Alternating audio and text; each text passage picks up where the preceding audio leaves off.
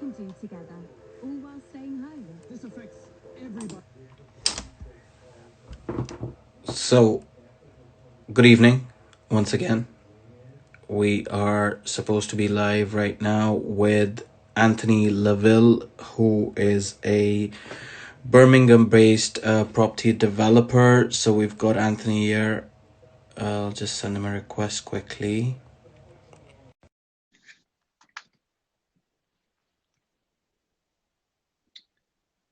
So let's wait for Anthony connecting. Great stuff. Hello.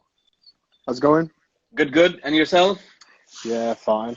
Enjoying sunshine in Birmingham, I guess. Yeah, it's all right. It's not. I mean, it's not amazing. There's a little chill, but it's it's a bit more peaceful than being inside the house. It's not quite bedtime yet for the kids. At least you're not fasting. All right, you're fasting as well. Yeah. It started on Thursday, so it's The days are quite long, aren't they? not as bad as June, July. June, July worst. I mean, we've passed those stages like what, Yeah. 4 years ago. So Yeah. yeah, the 930s and the 920s. Yeah, we've already done that. Fair So enough. so this one's more easier, and plus it's locked down right now, so it's all more chilled, I guess. So before I start, I just wanted to thank you for coming on today. You know, I appreciate you joining me, especially being in the property industry as a broker myself and having you as a developer, as a property investor, just to share knowledge with whoever joins in right now. You know, they can put their questions in of certain subjects within the property world, within the property development world that they want to ask you. And obviously, I'll gain more knowledge from yourselves as well. Met you one time with a property viewing that we did in Birmingham for two of your sites. So let's jump in. So before I start, can you just let the viewers know who you are, what you do? Yeah, so in terms of property development, so please go ahead. Fine. Yeah. Thanks for inviting me onto your live. Not at all. Anthony Laville. I'm from Birmingham. Started off doing lettings management in the student arena, and then ventured into the property development sector, the larger projects. So I've completed a bunch of residential projects throughout the years, whether that's a refurbishment or structural works like an extension or that sort of thing. So I've done a bunch of that for smaller residential projects, and now I'm doing larger development projects basically. So I normally find a site, get planning myself, and build. So that's pretty much my bread and butter these days. So you mentioned that you were doing lettings and management first. I mean, can I just ask you, when did you start your career into properties? And did you always think that you want to come into property, or you just jumped onto the bandwagon somehow and you got into property? But just to understand. Oh no, I was at uni, and I was on a property viewing with a landlord. So I was looking for my accommodation in my second year of university. Well, I was in my first year. And you studied at university in Birmingham, or was that Leicester, at another? Okay, University of Leicester. Yeah. Okay. So I was in my first year. We were looking for accommodation for our second year. So I went to viewing. Okay. And I found out that basically the landlord had other properties, and I said to her, "Look, I can find you tenants for your other properties," and then I started doing that. So while you were at uni, you were doing like a part-time lettings agent job, yeah, kind exactly. of thing. Tenant find service. I was basically finding tenants for landlords. And you were just speaking to your friends, your colleagues at university. Yeah, so Facebook. I mean, Facebook was hot those times. Yes, indeed. And so I was making use of This Facebook. is going back how long? What, 10 years, 12 years, 15 years? Yeah, this will be. I would have started it in 2000 and it might be 2010. I think 2010, 11. I think it's 2010 actually. Okay. So yeah, 10 years ago. Okay. It's been a decade. So yeah, I started finding tenants for these landlords, and then from there, once I graduated, did it full time. So it was more of a way that I thought was a good way to earn a bit of money, a little hustle or whatever you want to call it, a way to generate money and have a sort of a side business. I mean, a lot of people do a lot of other things at university, but you coming out and actually doing something that's, I mean, I never thought of doing this at university. At university, I just thought about, okay, let's focus on studies, let's get this done, and then we'll think about a job and a career after. Yes, I did part-time jobs, working at Royal Mail and all that kind of stuff, but actually starting with property during those times is, yeah, I mean, I wouldn't have thought of that, but it's amazing that you were thinking about it from that time. So it's I think good. So I've always sort of had that nature, to be fair, of opportunist. yeah, that sort of thing. Business, always tried to do a little business here or there, a little whatever you want to call it, hustle. Side So that hustle. was just another opportunity. If it didn't Yeah. work out, then I would have maybe I'd been in a different industry. It just happened to work out for a bit, and then You just I tried different things, and then I realized that ownership was where the game was at, and that the owners were making the real money. what you're doing right now. What did you do at university? Can I ask? In But terms I of studied business with yeah. finance. Yeah. So it's basically you're doing business right now, and you're Oh yeah, so I was doing business because I had an interest in business, and that's why I chose a business course. And yeah, I mean, so I'm in business now. Did you learn much? I mean, I studied business myself, but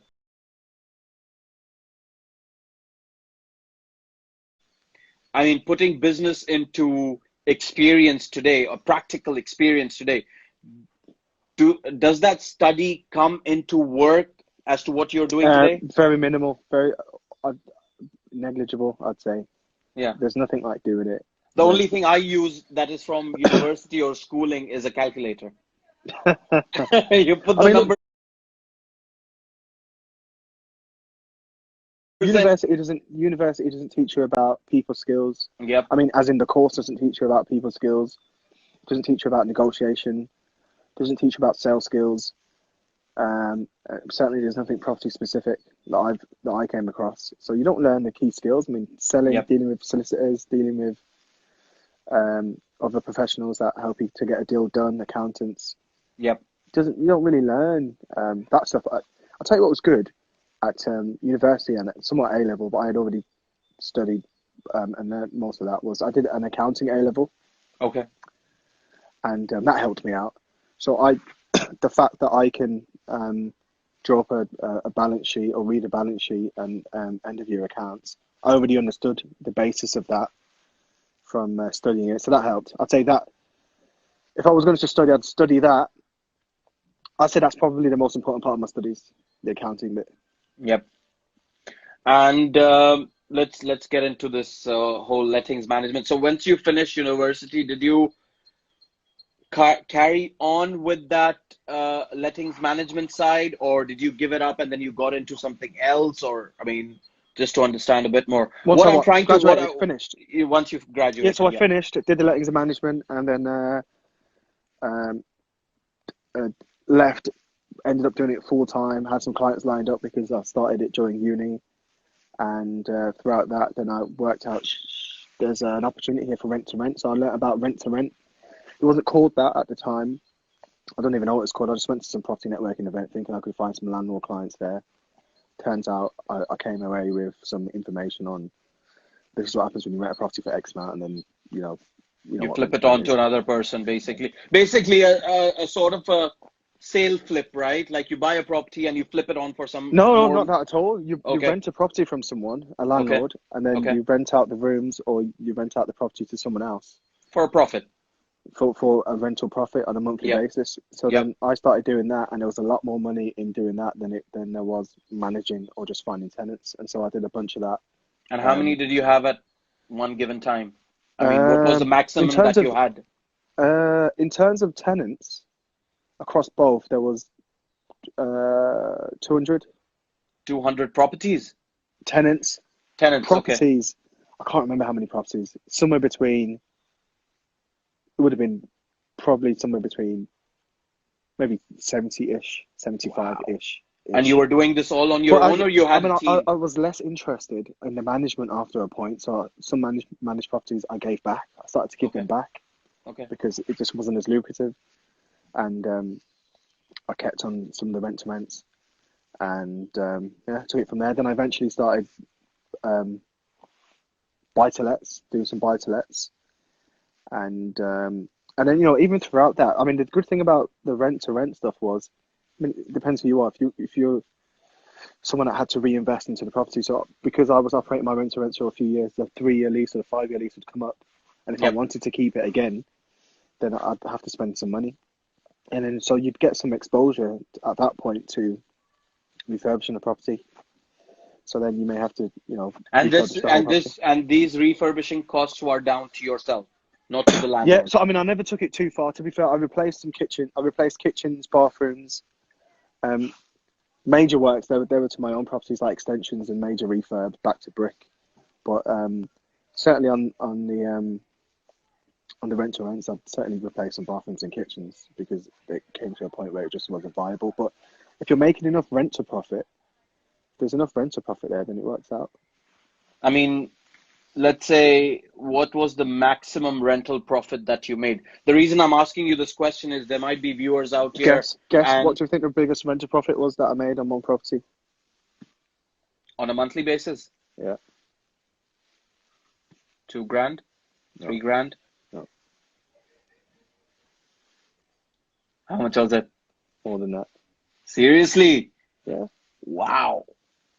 And these were renting rooms to anyone, students or, wow. So the most I made on one was $8,000 a month. Wow. Yeah, that was a block. That was it was a mixture of studio flats and cluster apartments. And how long did you keep that for? That was about 2 years. So I had to there was a 5-year lease agreed, if I remember correctly. It was a 3 or 5 year lease, but there was an option for the freeholder to buy out my leasehold interest. Okay. And so that was he wanted to sell the freehold after a while, so he basically bought me out. But for a couple of years, I was generating just on that property $8,000 a year. It was good. Wow. Good times. And then that there kind of it was because it was effectively all profit. I just started to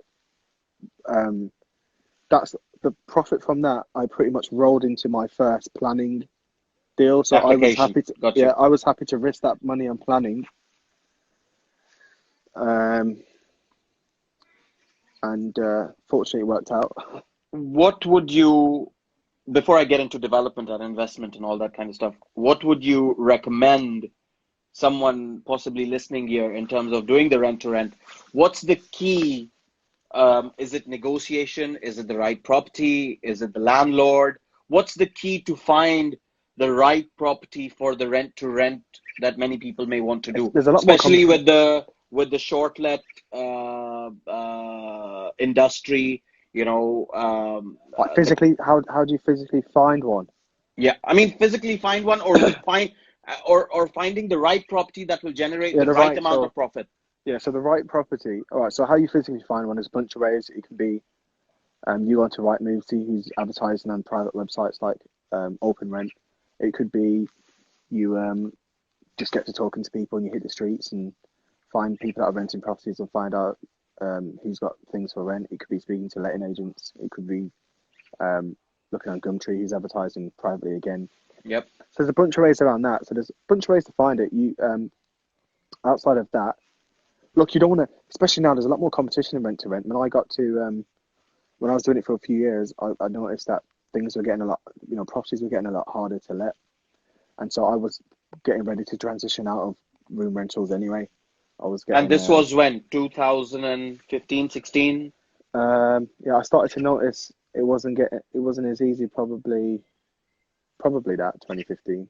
2014, and do you 2015. think it's easy right now with so much competition around and so many short let providers? And I mean, there is a hell lot of short let providers, not just in Birmingham but in London, in throughout the UK. A lot of them are feeling it now, though, aren't they?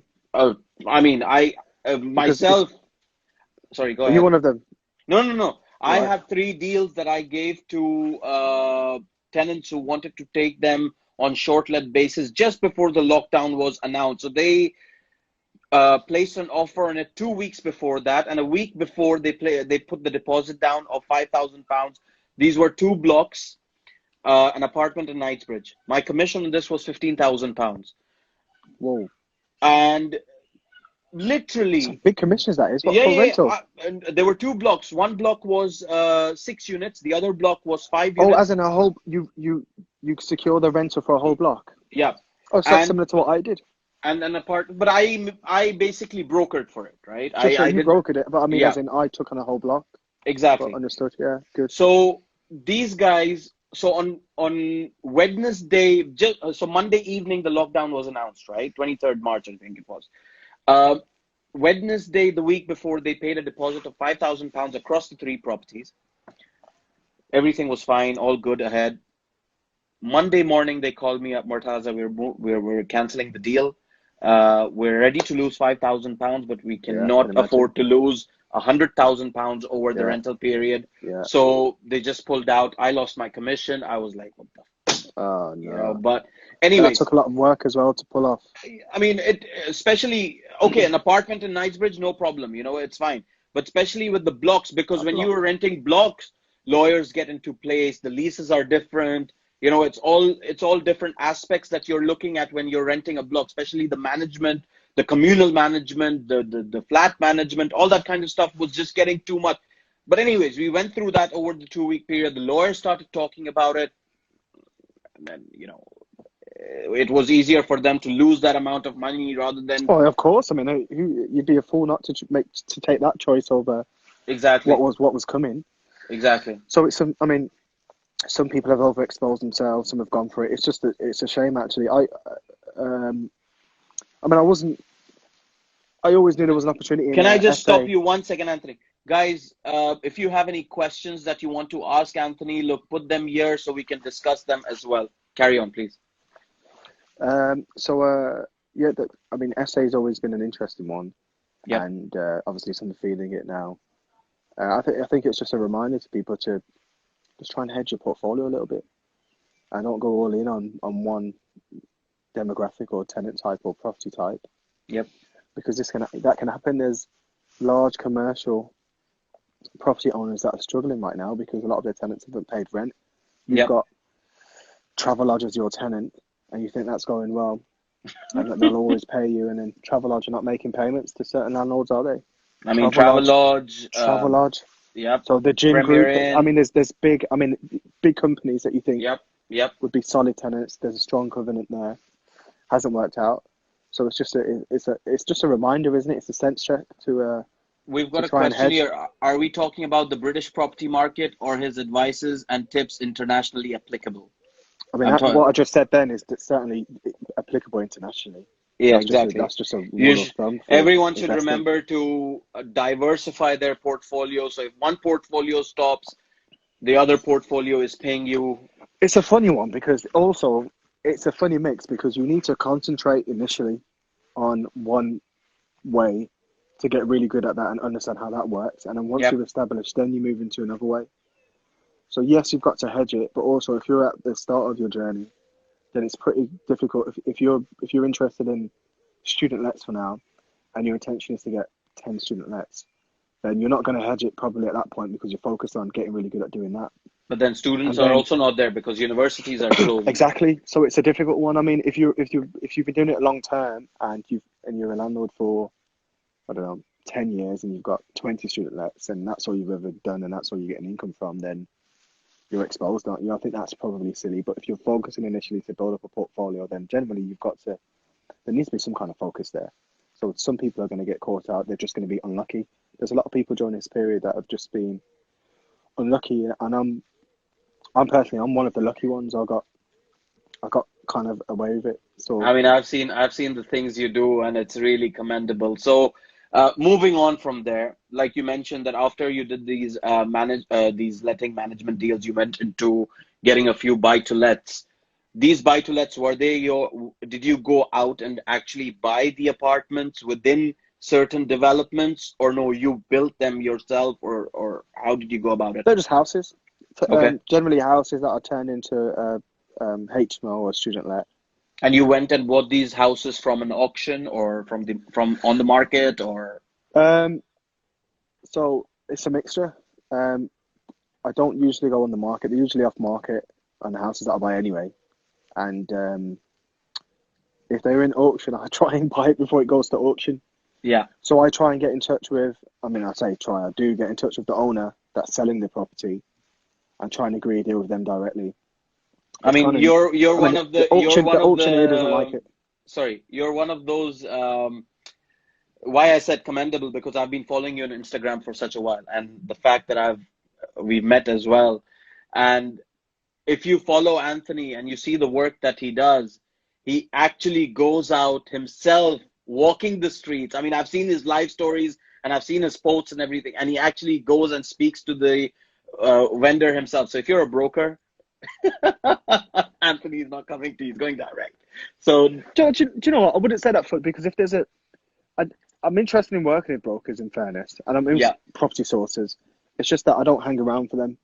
So I'm not going to hang around for someone to bring me a deal. I'm going to go and get the deal myself. Indeed. But if someone brings me, I mean, you brought me something previously, and that looked like it was going to be a deal, and then the one in I guess that apartment block, Sussex, yes. That was looking good. I was thinking, here's a nice little deal here, and then I think someone got gazumped, didn't I? Someone else came along and put in a higher. Happens. So I'm not against it. I mean, look. But I'm just not going to hang around. I don't hang around for sources. You got to make your numbers work here, right? And if your numbers don't work, I can only sell it to you that much. But at the end of it, it's you, right? You have to make your numbers work. You have to make sure that it pays your bills. It makes you a profit. If it doesn't make you a profit, possibly break even. I don't know. But do you work for a break even, Anthony, or do you work just for profits? This is it, exactly, profits. I think there's another saying, isn't it? Some people are sort of working not to lose, or playing not to lose rather than playing to win. Yeah. And when you play not to lose, you're in a dangerous game. I play to win, so that's one of the reasons why I'm out there trying to do off-market deals and go direct to the vendor, because I'm likely to secure a better deal. Yeah. A lot of, for example, a strategy that estate agents use with vendors is that they'll come along and value your property at probably slightly higher than the market value and what it's actually worth, so that they can get the business for the sale. Yeah. And then after a few months, when it hasn't sold, they'll say, "Oh, I think you need to drop the price," but they've already got you tied in then. So and sometimes it works out, sometimes it doesn't. It's just a question here by one Bibsy. How can you begin to rent? Sorry, we're going back to renter. I really want to carry on my conversation with you about development, but how can you begin to rent acquisitions, and can they also consist of admin units? What's an admin unit? I don't know, but one Bibsy, if you're still online, if you can just elaborate on what an admin unit. But just first part of your question is, how can you begin to rent acquisitions? So if you just want to answer that.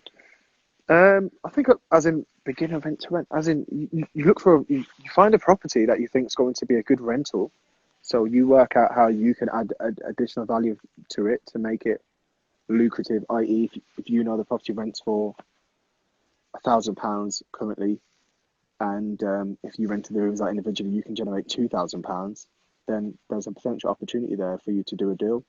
So when I did rent to rent, I wasn't interested in anything less than a 5-bed, and I usually didn't. I wasn't. Was this a reason to attract students? Was this a reason to attract? No, it's because of the profit margins. I wanted a certain return, so I wanted a certain amount back. So, and I didn't really cash flow less than £800 property, really, and I preferred to cash flow £1,000.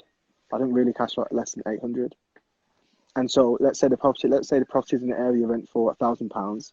I'd offer 800-900 and say, well, I'm giving you a guaranteed rent here. Whereas other people come with the mindset, I'm going to offer you what it's been rented everywhere else. But hang on, if I'm looking after the maintenance and it's hands-on, right? You're doing everything. There's a cost to that, but it depends. The landlord is sitting back and he's just getting free money, basically, not doing any work.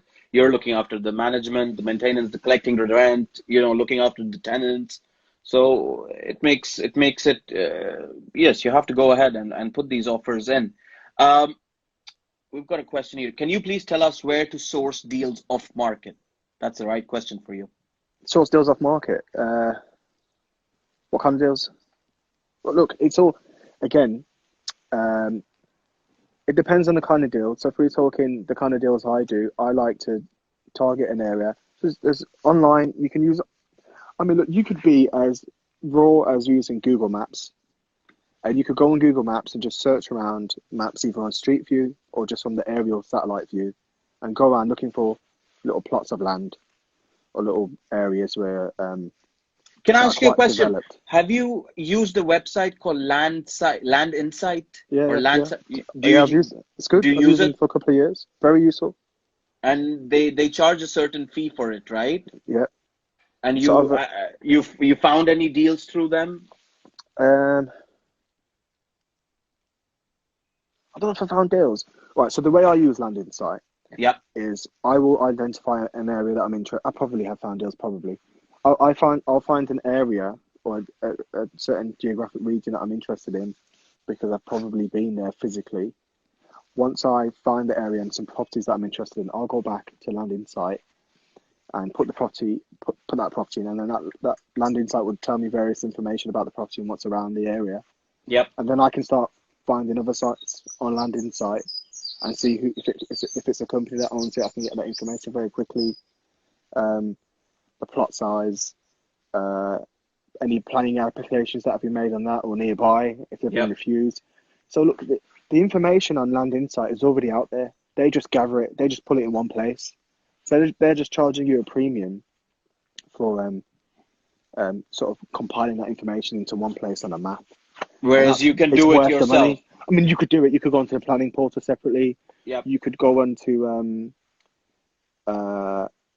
valuation office and find out the rateable value. You can go But on that's Street View why and see what's around. that's But you why pay for that premium. Rightmove and Zoopla charge you that premium as well, because you can go on there and you can find all the properties that are on the market on Rightmove and Zoopla. Yeah, because So, well, exactly. So otherwise you'd be going around individual agents, wouldn't you? So that they charge a premium for collating that information for someone, and that gets charged to the agents. super. So look, that's good for finding sites, but you can walk the streets, talk to people. Social media is good. Social media is really good, letting people know what you do, putting yourself out there. So like now, on this call, you've asked me to come on. I've said yes. Yep. And there's a reason why I said yes. I said yes because I want more people to know who I am and what I do, and I'm interested in helping people where I can. Absolutely. So This is my there's benefits in it. this is the reason I'm doing live sessions with people like yourself is, firstly, obviously, like you said, getting the exposure like I am. Secondly, increasing my knowledge and increasing other people's knowledge. Yes, you go out and you pay for courses and you pay for training courses, and sometimes people don't know where to find, especially during these times where people are at home and there's nothing to do. You can't go to a training course or you can't learn much. Okay, you have a networking Zoom call and all that kind of stuff, but there's no one-to-one information given. So this is why my priority was with these live sessions is to give that one-to-one information, and people can put their questions out here and those questions can be answered. So like right now, we've got one here from Marquis Show. Question for Anthony. Where do you see the future of the property investing for small-time investors? Would buy-to-let HMOs or stroke HMOs still be viable? Yeah, I think in a short to medium term, it's definitely still viable. The market, there may be some changes in the short term. Potentially, there could be less people. I mean, especially for apartments or properties in the city centre, I think they're going to struggle some more. I mean, if you take Birmingham for example, there's already a large supply of apartments in Birmingham. Yep. And there's quite a number of developments that are due to complete, as in practical completion of the construction this year. So there's going to be additional apartments that flood the market, and now there's going to be less people looking because, I mean, quite obviously, people have been furloughed, and some of those people that have been furloughed, a bunch of them will be made redundant.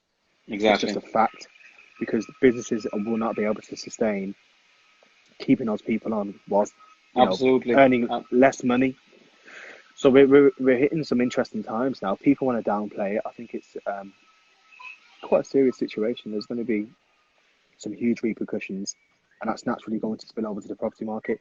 I can't determine or give I can't really give a clear indication of how long. I mean, but there's definitely going to be an impact, and there's definitely going to be deals and on the But back would of you that. advise? Let's say we've got an investor and they've got some cash there with them. Would you advise them to get the deal right now? Because obviously the rental market never stops, right? Coming back to the buy to let HMO sort of market, the rental market never stops. It be a recession, it not be a recession, whatever. Times are good, purchases are good, but the rental market never stops. So isn't it always good to invest in a property, even if it's a recession, with that No, idea? look, I think if the deal stacks, it's a good demographic that you're going to be renting to. Let's say you're buying it to rent. There's a good demographic there. There's a good exit. You're confident with the values. They're confident with the cash flow. There's a good return on your cash. I think it just depends on the property deal, but there's certainly, people shouldn't be rolling out investing all together. Yep. You may want to wait a little bit just to see, but if there's, look, if I see a property that's ordinarily worth, I don't know, £1 million, Yep. and they've got a great tenant in there that's paying rent to this day, like I don't know, Some blue chip companies. a convenience store, Yep. let's say it's even a convenience store, and they're generating rent and they haven't been impacted, and that property is now being sold for 700, then I'll do the deal. But it's just you've got to weigh up what works and what kind of. I mean, it all comes with risk, doesn't it? All these transactions come with risks. Yeah. But I don't think you should be ruling out not investing altogether. If the deal stacks in itself and there's you've got to leave a margin there. Take into account what happens if you've got to drop the rents, or what happens if the values drop. Maybe you won't be able to refinance and get your money out. Maybe I've got to stay in for longer or leave cash in for longer. Yep. So you've got to apply a margin to it of error or movement if something changes in the wider When market. you started in the buy to let HMO market, what sort of margins were you working with that made you feel that, okay, you know what, I'm comfortable having this and I can sustain this for the next 3 years, 4 years, 5 years, maybe? Do you know what? It's similar to what I'm interested in now. It's in terms of return on my cash, it depends on the deal, but I don't really like to wait more than 3 or 4 years to get my cash out on a deal. If I can get it out inside, it depends on the deal. So if it's a really good cash flowing property, then or it's a really good, let's say it's I don't know, let's say it's right next to the University of Oxford. Yep. At one of the campuses or whatever it is. Yep. And I can get my money out in 3 years. So it's not this, do it, refinance, get all my money back out and go again. Anthony, I'd be interested in, if that's next to the uni and the demand hasn't fallen and I can get a good set of tenants every year, then I'm interested. I'd be happy to, wait 3 years before I actually get my cash out if it cash flows well and there's a good return. So it just depends on that specific deal. But in terms of the percentage, generally up to 3. What do you mean? The percentage. Return on yield. Yeah. Well, return on cash is usually no more than I want 25% on my cash. In terms of, to be honest, I look at the main figures I look at is return on cash and cash flow. So is 25% your minimum that you would want to return? Then anything above that on my cash. Yep. On my cash, yeah. But it depends on the property because it may change. But normally 25%, so that means 4 years. I want my money back, Exactly. max. But it depends on the property. It depends on the property what I've got to do to it. So no more than 4 years, but it just depends on the deal. Some deals you can get your money out straight away. Yeah. And some deals it may not be worth it. Maybe it's best to wait and see what happens in the market rather than squeezing all the life out of it or expecting that you're going to be able to refinance, because that may not happen. If the values drop, then you could find yourself in a pickle and you potentially tied up cash. So 25%, and but the main things I look at is return on cash. And yes, obviously, I prefer deals where I can get it back inside 6 months, a year, 2 years. But I'm just saying, on certain deals, I'll go to 4. So return on cash and cash flow, and they're the main financials that I look at. And outside of that, I'm interested in who is the tenant.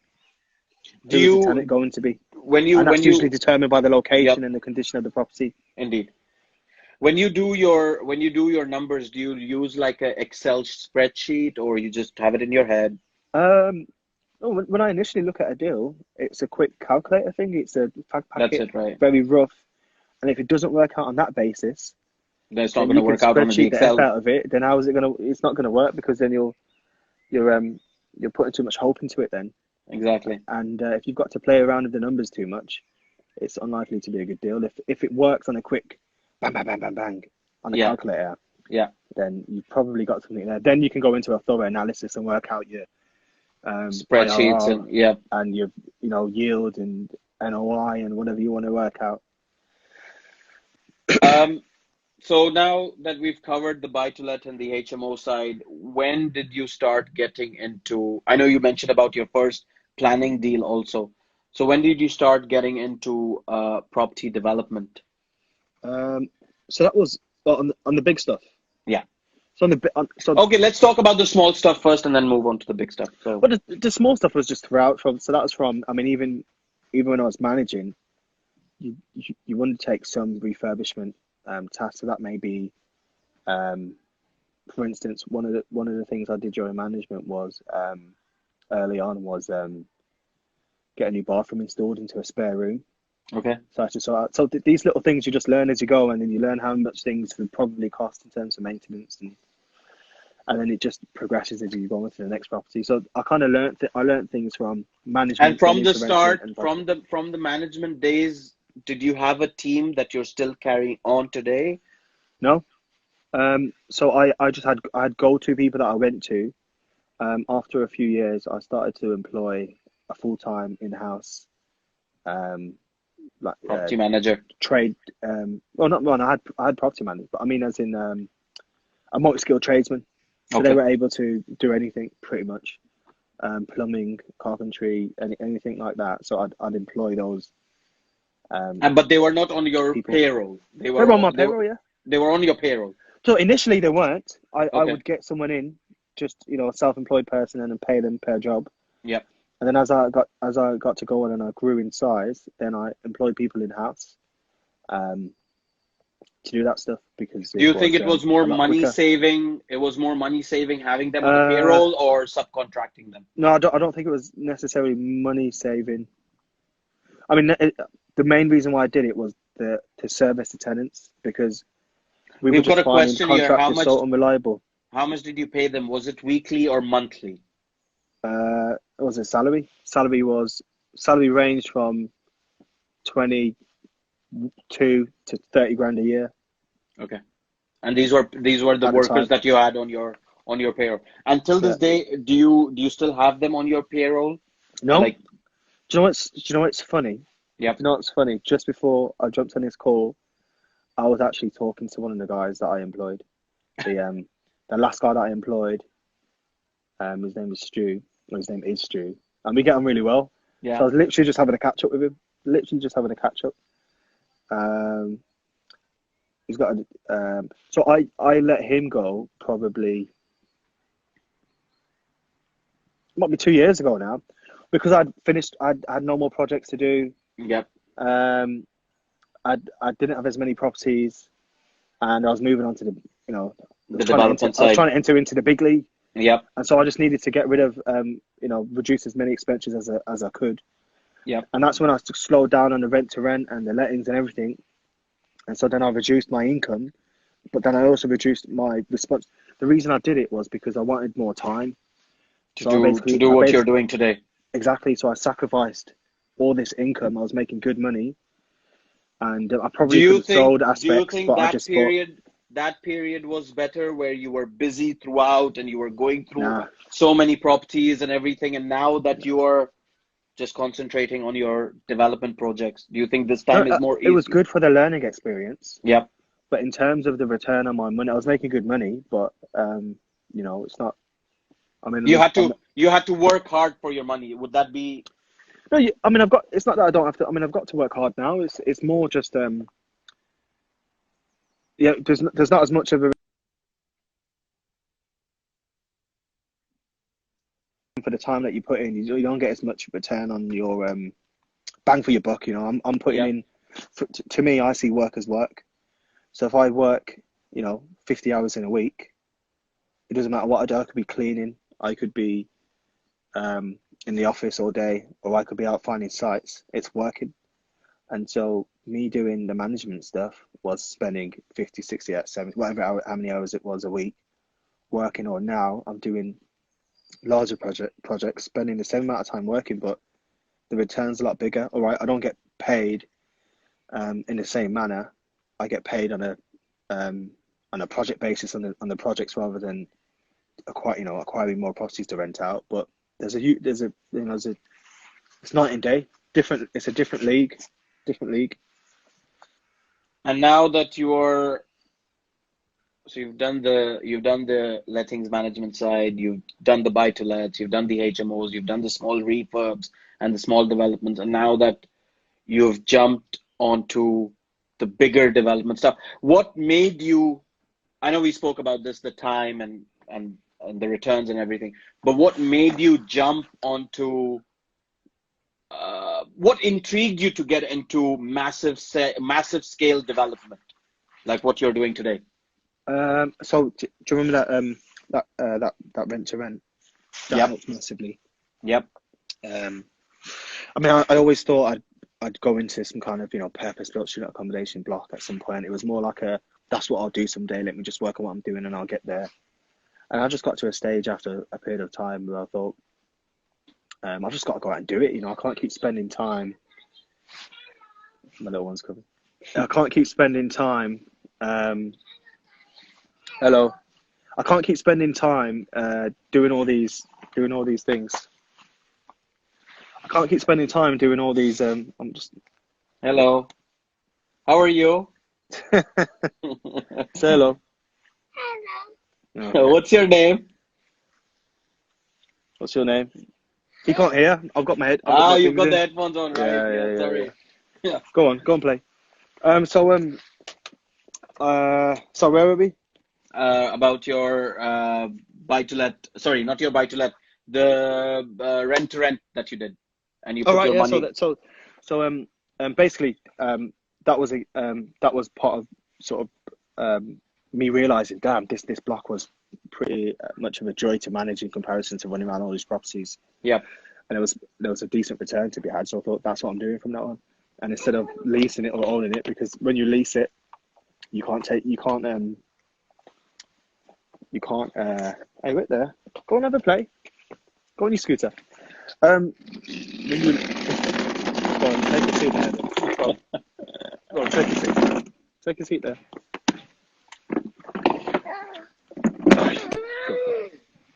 Aye. Right, so it might get a bit noisy in a second, so It's all right. I might have to shoot. He's not going to be able to. Do you want us to carry on this segment on another day? No, go ahead.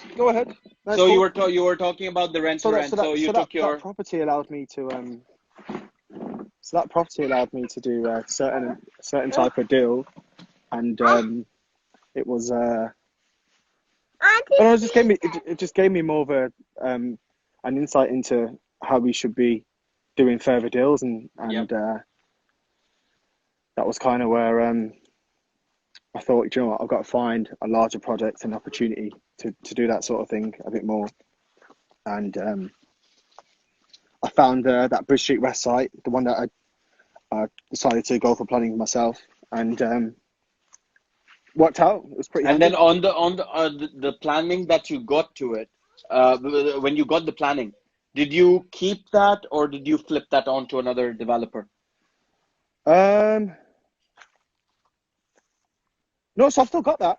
Okay. There's been so many delays on that project. It's a bit crazy. So I was meant to. There's been delays 2 years in a row. So now we were meant to get on site in June for construction. It's probably looking like July now because of the virus.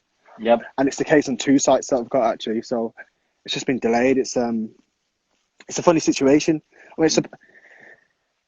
mean, if the delay is going for longer, then it's going to cause me a problem for construction because I've got to deliver it on time for the next student academic year. So that's in September 21. Exactly. So I've really got to finish that build. I don't really want to finish it past, say, August. And so if I don't start by, call it, start of August, then it's a bit messy. And you will be able to deliver these two developments within 1 year. I mean, forgetting the virus so the right programs, now. yeah. So the programs are it's 11-month build, 11 and 12-month builds. Yeah. Okay. And you're subcontracting the people for this project? Yeah. So it's a design and build company, full design and Okay. build company that's taking it on. We've got a question saying, where are you building it? They're both in Birmingham. Okay. They're both in Birmingham. And another question we've got, can you explain why people in property get mortgages and how you use the debt to make money? Mortgages, it gives you an opportunity, and you can leverage your money to buy a property that's worth a lot more money. So if you're buying a 500 grand house and you're putting down a 20% deposit, for example, yes, it's particularly leveraged, but you're putting on 100 grand and you're buying a 500,000 pound property. Yep. So if that property goes up by 10%, there's 50 grand in there. But your money going up by 10% would only go up by 10,000 pounds, wouldn't it? So yep, there's additional leverage there by buying an asset that's more money. So a mortgage allows you that opportunity to do that. And what was the other part of the question? Why use debt? Well, debt just gives you the leverage to get it. Yeah. By property. That's why you get mortgage. Otherwise, you not a lot of people have 500 grand cash sitting in the bank, and also you get to utilize your money a lot more, and you get to basically leverage it. You leverage your position by using mortgages to buy additional properties instead of spending your £1 million cash on 2 500 grand houses. You may be able to get 5 in the space of 1 year, 2 years, maybe. This is it. So and have some change left over. So it's usually a must. It's when people leverage too much and take bigger risks. It's where you can get into problems. I mean, now people are going to be in some. I mean, there's people in problems right now, unfortunately.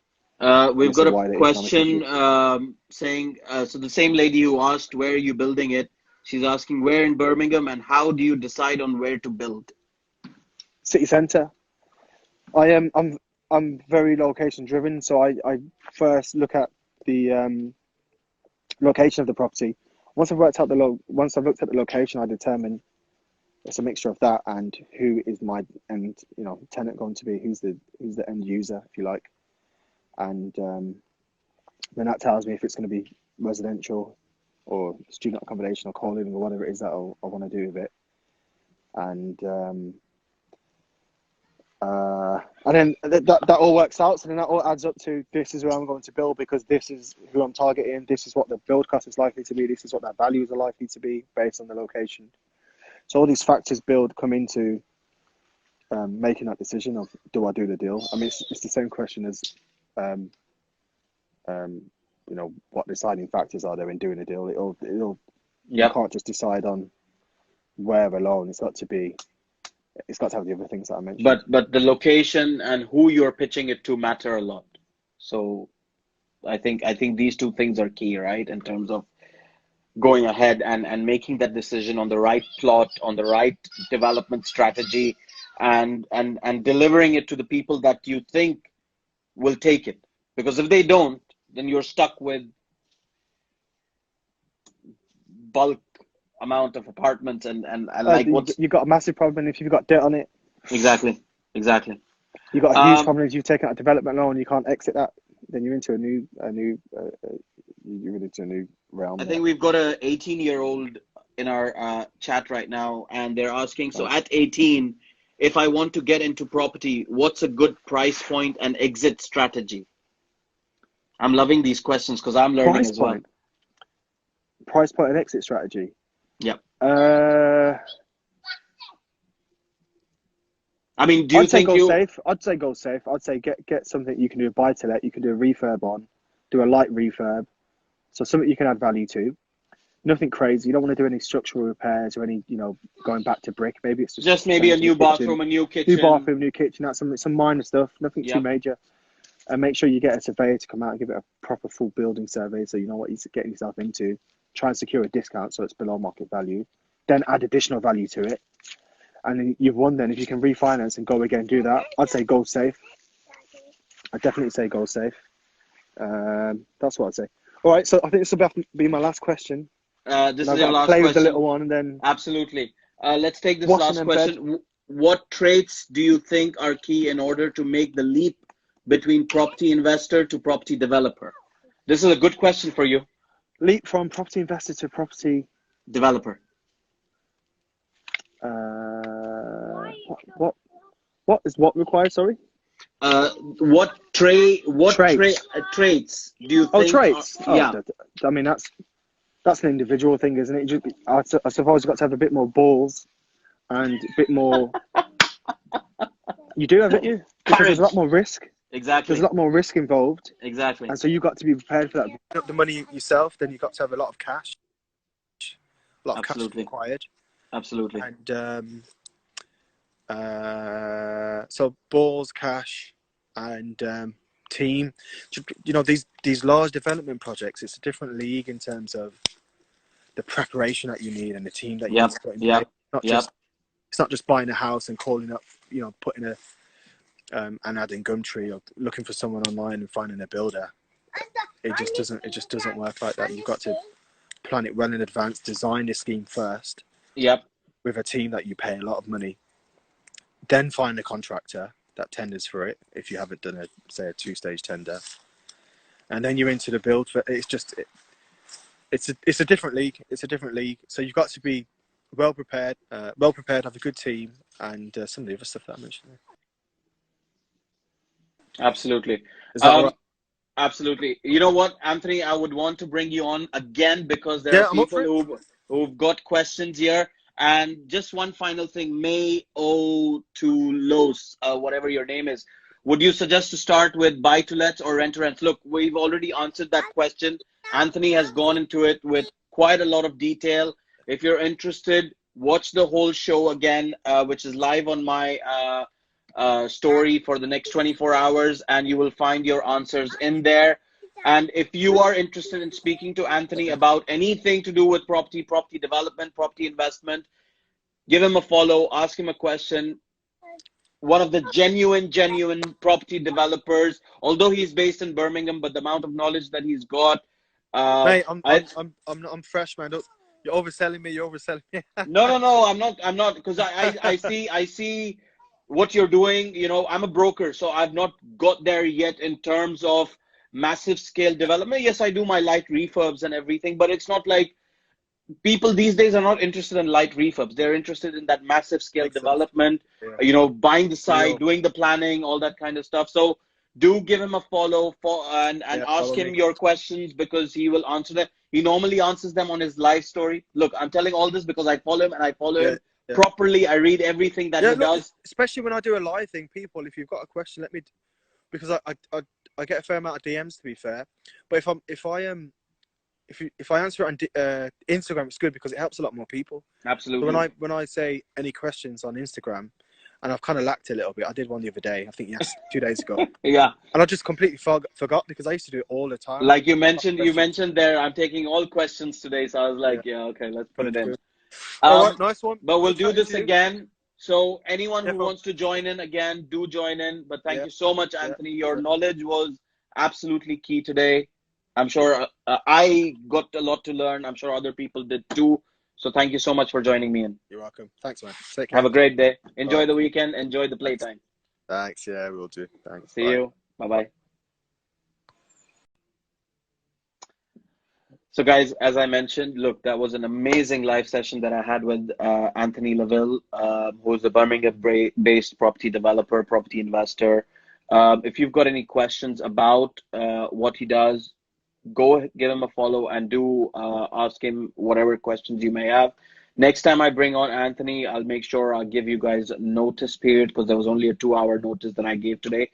But yeah, so any questions you may have, do tune in here. And thank you so much for listening. And if you have a property or you need any property advice, mortgages, anything like that, BTH Properties, ask me the question, DM me whatever questions you may have. So I'll make sure that I have all these contacts. I have developers, I have investors, mortgage people, lawyers, all these kind of people who are on my Instagram, who are on my social media, and they will be able to answer your questions. Send me an email, go onto my website, see my property portfolio, whatever you may have, get in touch with BTH Properties. Thank you so much for tuning in. Enjoy the rest of your Saturday evening and enjoy the Sunday. Take care, guys. Bye-bye.